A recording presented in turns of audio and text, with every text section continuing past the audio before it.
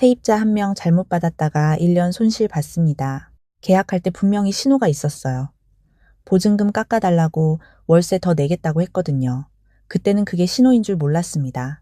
8개월 연체하고 야반도주. 보증금은 밀린 월세보다 적었고 청소비만 수백만 원.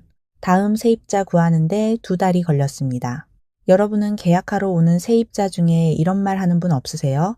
보증금 좀 낮춰주시면 월세를 더 드릴게요. 당장 들어갈 수 있나요? 빨리 이사 와야 합니다. 제가 신용이 좀 안 좋아서 가족 이름으로 계약해도 될까요? 이런 분 거의 100% 월세 미납으로 돌아옵니다. 저는 그걸 몰라서 4번 당했어요. 저는 그 뒤로 12년 동안 계약하러 오는 분마다 신호를 메모하고 패턴을 정리했습니다. 그렇게 만든 악성 임차인 판별 리스트, 오늘 전부 공개합니다. 첫 번째 유형, 보증금을 줄이고 월세를 올리거나 분납을 요구하는 경우입니다.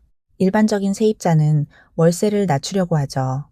보증금은 나중에 돌려받는 돈이고 월세는 매달 나가는 돈이니까요. 그런데 간혹 정반대로 요청하는 분들이 있습니다. 보증금을 좀 낮춰주시면 월세를 더 드릴게요. 혹은 보증금을 몇 달에 나눠서 내겠습니다. 이건 지금 당장 목돈을 마련할 여력이 없다는 뜻이에요. 현금 흐름이 굉장히 불안정한 상태라는 신호입니다. 계약할 때 보증금도 못 모은 분이 매달 정해진 날짜에 월세를 꼬박꼬박 낼 수 있을까요? 제가 10년 넘게 원룸 관리하면서 이런 요청을 했던 분이 서너 명 있었는데 끝까지 잘 낸 분은 한 명도 없었습니다. 여기서 한 가지 더 짚을게요. 월세를 계속 밀리는 세입자가 그냥 보증금에서 까주세요 라고 하는 경우가 있는데 절대 응하시면 안 됩니다. 보증금에서 까주기 시작하면 순식간에 바닥나고 나중에 명도해야 할 때 방어 수단이 사라집니다. 보증금은 월세 미납을 막는 최후의 보루예요. 본인만의 하한선을 반드시 정해두시기 바랍니다. 두 번째 유형, 유독 다급하게 당장 입주하겠다고 서두르는 경우입니다. 빨리 이사 와야 합니다. 당장 들어갈 수 있나요? 누구나 사정은 있을 수 있어요. 하지만 유독 계약서 작성보다 이사를 먼저 서두르는 경우 한번 의심해 볼 필요가 있습니다. 왜 이렇게 급할까요? 알고 보면 이전 집에서 월세 미납 문제가 있어서 급하게 나와야 하는 경우가 많습니다. 쉽게 말하면 어디선가 쫓겨나오고 있는 거예요. 월세를 못 내는 건 대부분 일시적인 문제가 아니라 구조적인 문제거든요. 수입 대비 지출이 안 맞는 거니까 집을 옮겨도 같은 일이 반복됩니다. 물론 직장 발령이나 가정 사정처럼 합리적인 이유가 있을 수 있어요. 혹시 이사가 급하신 이유가 있으세요? 한마디면 됩니다. 대답이 명확하면 괜찮고 말을 돌리거나 얼버무리면 그게 신호예요. 세 번째 유형, 계약자 명의와 실거주자가 다른 대리 계약입니다. 제가 신용이 좀 안 좋아서 가족 이름으로 계약해도 될까요? 부모님이 보증금 내주시는 거라 부모님 명의로 하겠습니다. 사정은 이해가 됩니다. 하지만 본인 명의로 계약을 피한다는 건 본인 명의로 계약할 수 없는 이유가 있다는 뜻이에요. 진짜 문제는 나중에 터집니다.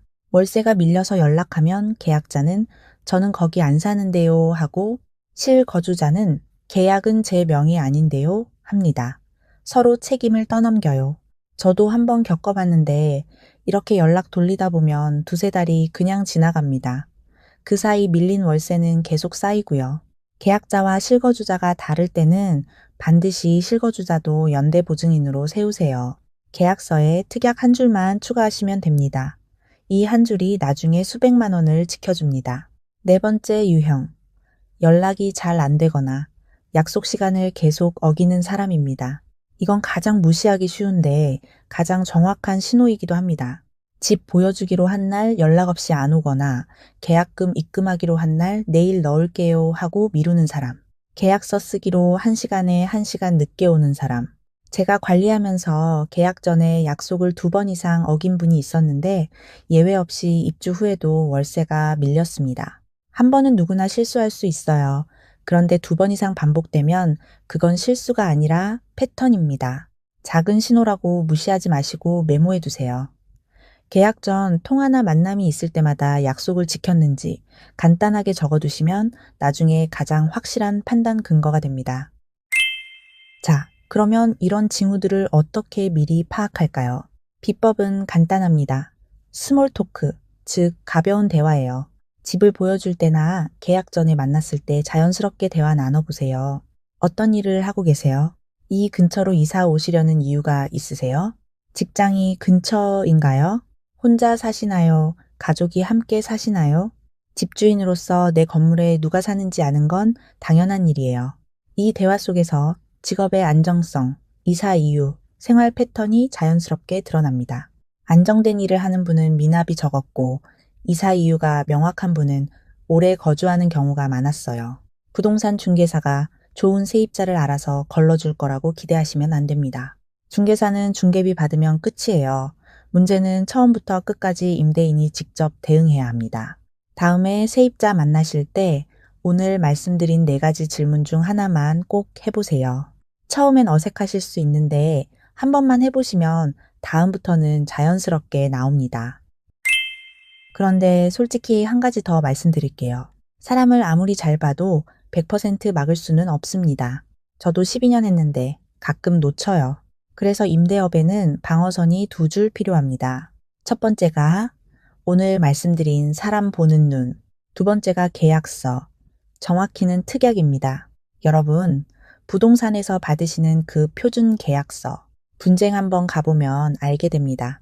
그 한 장으로 임대인이 주장할 수 있는 게 정말 얼마 없어요. 반려동물 키우지 말라고 말로 분명히 해도 계약서에 그 문구가 안 적혀 있으면 끝이거든요. 말로 한 약속은 약속이 아닙니다. 그래서 저는 12년 동안 분쟁을 겪을 때마다 특약을 한 줄씩 다듬어 왔습니다. 28개 호실 운영하면서 진짜 자주 터지는 분쟁만 추려보니까 딱 4가지가 남더라고요. 반려동물과 흡연, 배수구 막힘 누수, 시설관리 소홀, 그리고 손해배상 범위. 특히 손해배상 범위가 가장 공들인 부분이에요. 일반 특약은 원상 복구한다 한 줄로 끝나는데 분쟁의 핵심이 바로 거기에요. 원상 복구가 어디까지냐를 두고 싸우는 거거든요. 제 특약에는 공실기간, 차임 상당액, 다른 세대 수리비, 특수 청소비까지 명확하게 적어뒀습니다. 이렇게 구체적이어야 나중에 보증금 공제할 때 법적 근거가 분명해져요.